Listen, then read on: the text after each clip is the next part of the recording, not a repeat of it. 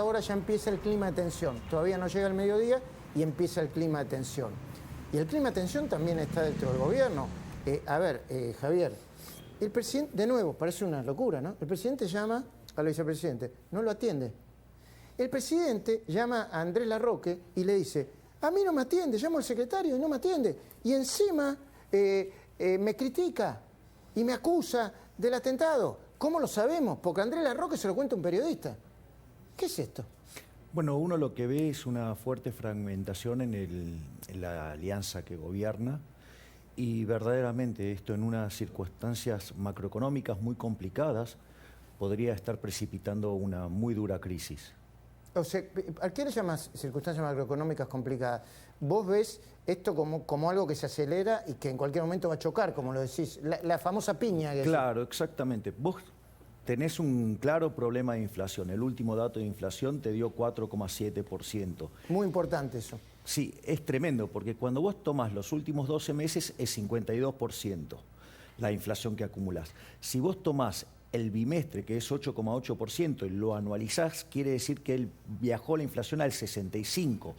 Si vos esa inflación, la del último dato, porque ahora parece que en marzo repetimos un número de las mismas características, quiere decir que estamos viajando al 75% de inflación.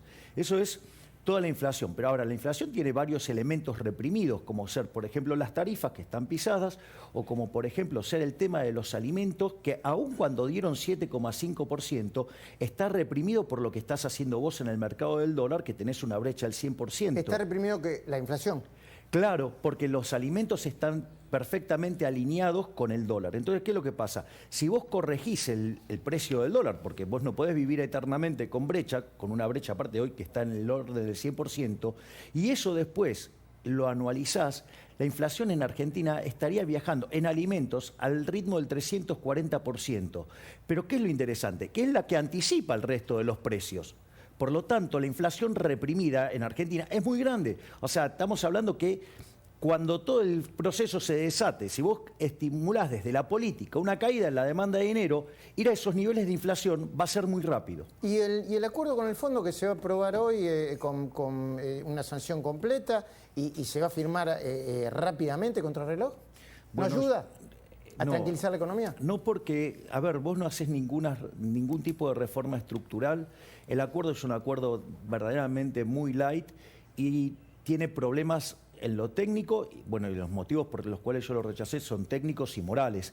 En lo técnico vos tenés un problema de mala teoría económica, o sea, esto parece un chiste, pero no lo es. Mal diagnóstico.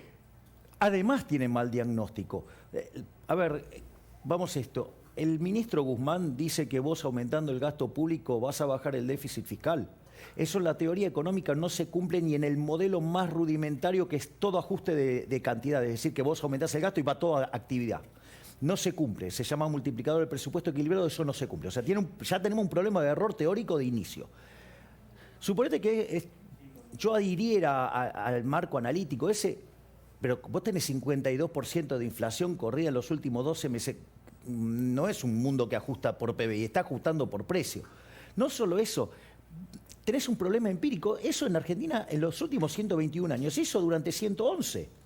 Y de ser el país más rico del mundo, somos 70 el tipo de cambio oficial y al paralelo 130. ¿Qué le dirías a los que dicen que vos sos, vos le ponés nafta al fuego con el no al Fondo Monetario, que siempre está diciendo la piña viene, pero la piña no la terminamos de pegar? Bueno, a ver, no sé si no nos pegamos la piña. Porque... Escuché de Marina, seguramente no. A ver, igual, o sea, Marina tiene una efectividad tipo Martín Palermo. Yo no me voy a estar metiendo, con Marina, tiene razón. Marina tiene razón. Entonces, ¿cuál es el punto? El punto es, yo no sé si no estamos en una piña, Luis, porque, a ver, hoy el PBI per cápita está 14% del que teníamos en el año 2011, está en niveles parecidos al del 73 y la productividad en niveles del año 50.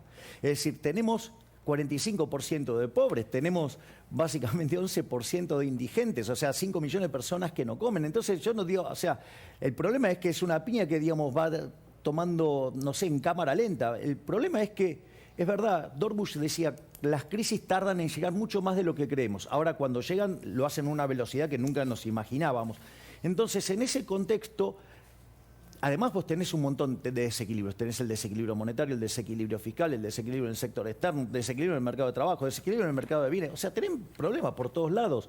Está todo atado con alambre. Y el gobierno cree que lo puede contener porque tiene todo apretado en el sistema financiero. Yo te cuento que en el Rodrigazo también tenían apretado el sistema financiero. Había algo que se llamaba VANA, valores nacionales ajustables. Contámelo sencillito, así entiende todo el mundo. Vos hacías un depósito y estaba totalmente encajado. Que decir, vos no podías sacar la plata de los bancos. Y aún así, cuando los números externos no te cerraron, tuvo que venir Celestino Rodrigo, blanqueó todo. ¿Y vos qué decís, que se puede venir un corralito? Pero lo que quiero decir es que aun cuando vos les hagas un corralito, un plan Bonex o algo por el estilo, la caída en la demanda de dinero va a ser tan fuerte, es tanto el dinero que sobra en la economía, que no vas a poder parar la hiper. Y la caída de demanda de dinero, como nos explicaron más de una vez, anticiparía una hiperinflación. La caída de la demanda de dinero es la hiperinflación. Marina. Bueno, lo que vos estás planteando es un escenario de estallido, básicamente. ¿Vos crees que esto puede, de alguna manera, vamos a decir, extenderse en el tiempo? Esto me refiero a la situación actual, con parches, con control de precios, con el combate o la guerra contra la inflación que arranca mañana. ¿Crees que ese mientras tanto puede extenderse por 2 años o crees que el mercado va a hacer el trabajo sucio que el Estado no hace con un plan de estabilización?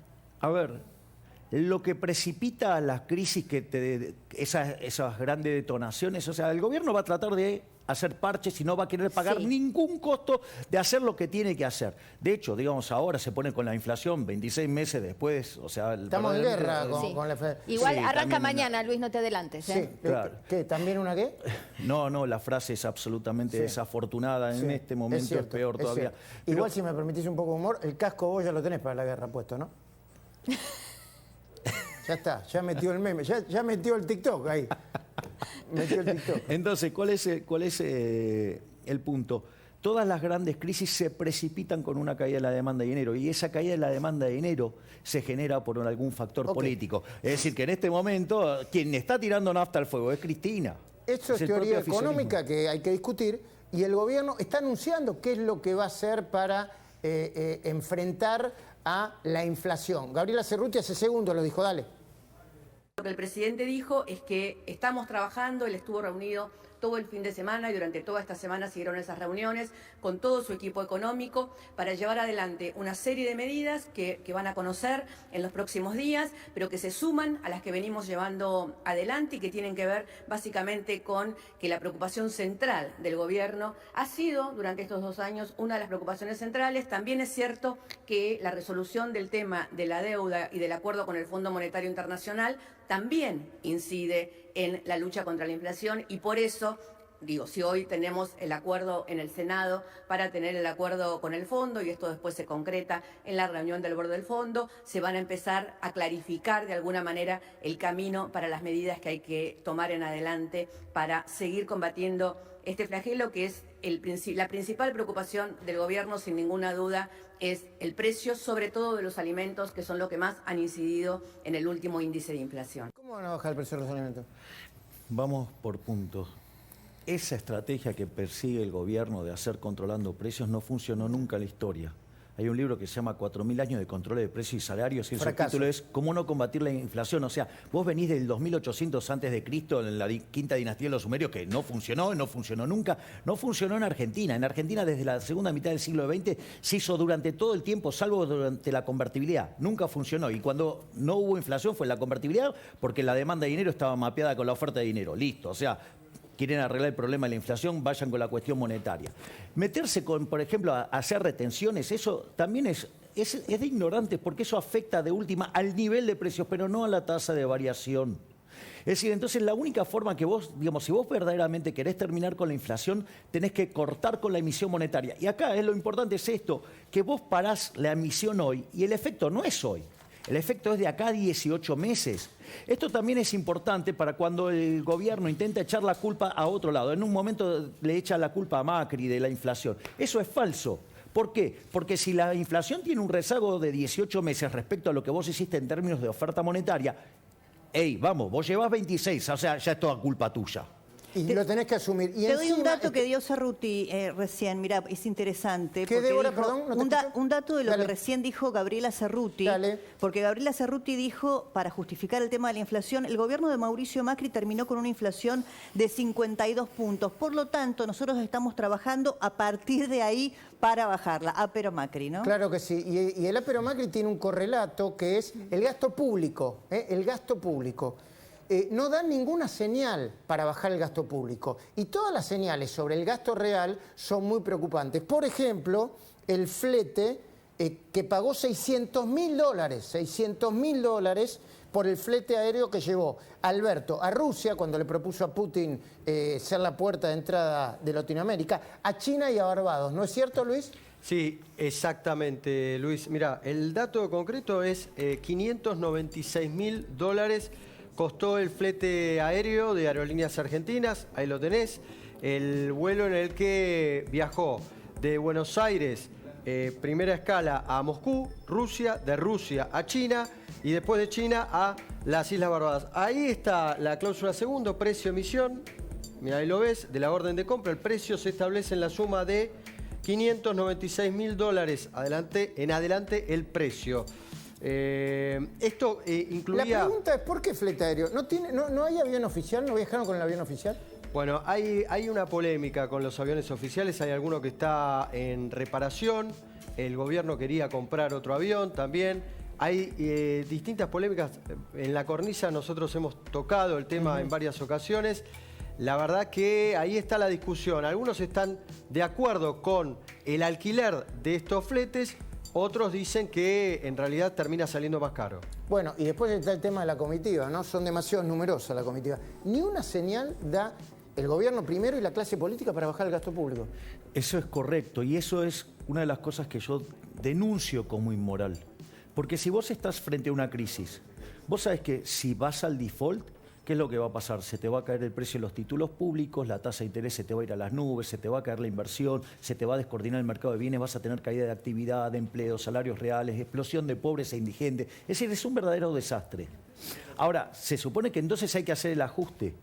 No puede ser que en ese contexto donde vos tenés que hacer el ajuste, el sector público se expande en términos reales y sobreajusta en el sector privado. Es decir, se castiga al que genera riqueza y se premia al parásito. Con más impuestos, con... Exactamente. Bueno, ahora, digamos, o sea, se le escapó ahí el datito de que quieren meter más retenciones. O sea, entonces, ese es el punto, Luis. Es decir, quieren sobreajustar sobre el sector privado para seguir con la fiesta de la política. Entonces, esto no puede ser así. Pero, Javier, ¿vos crees que este equipo económico tiene espalda, capital político para un plan de estabilización que implique ajuste del gasto, que implique una política monetaria restrictiva? ¿Crees que hay margen político para esto?